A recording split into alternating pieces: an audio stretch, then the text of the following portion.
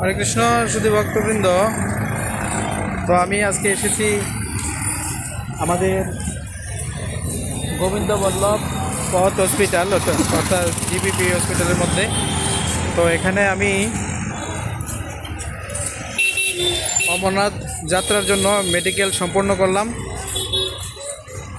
আগে আমি কেদারনাথ, বদ্রীনাথ, গঙ্গোত্রী, যমুনোত্রী, তারপর ছোট চারধাম, বড় চারধাম, গয়া, কাশী, বৃন্দাবন সব ধাম দর্শন করেছি। এখন আমি অমরনাথ দর্শনের জন্য আকাঙ্ক্ষা করছি, তো আপনারা আমাকে আশীর্বাদ করবেন।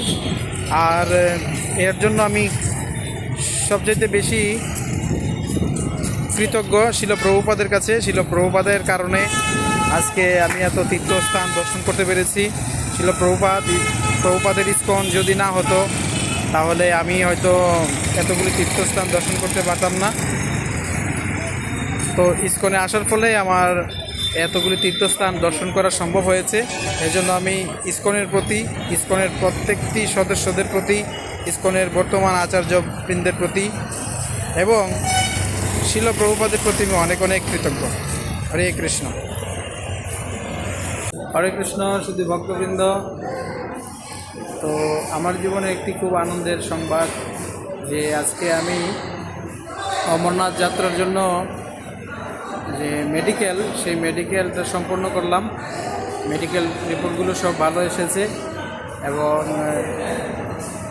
আমি যা যা চেয়েছিলাম এভাবে হয়েছে, ভালোভাবে হয়েছে সব কিছু।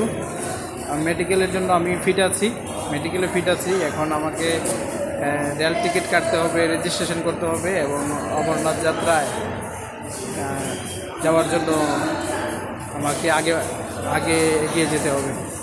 তো আপনাদের সবার কাছে আমি প্রার্থনা করি যে আপনারা আমার জন্য আশীর্বাদ করবেন।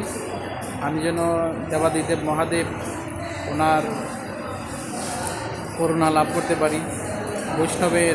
বৈষ্ণবদের চূড়ামণি। আসলে বৈষ্ণবদের কৃপা না হলে আমরা ভক্তি জীবনে এগোতে পারি না।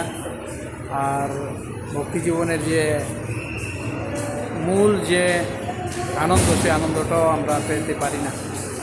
তো এই জন্য আগে তো আমি কেদারনাথ, বদ্রীনাথ, গঙ্গোত্রী, যমুনোত্রী, তারপর ভারতের আরও অন্যান্য তীর্থস্থানগুলি দর্শন করেছি। তো এবার আমি সংকল্প করেছি যে অমরনাথে যাব। তো আপনারা আমার জন্য একটু আশীর্বাদ করবেন, আমি যেন অমরনাথ ভগবানকে দর্শন করে আমি আসতে পারি। হরে কৃষ্ণ। সবাইকে অনেক অনেক অনেক অনেক প্রীতি ও শুভেচ্ছা। অনেক অনেক ধন্যবাদ। হরে কৃষ্ণ।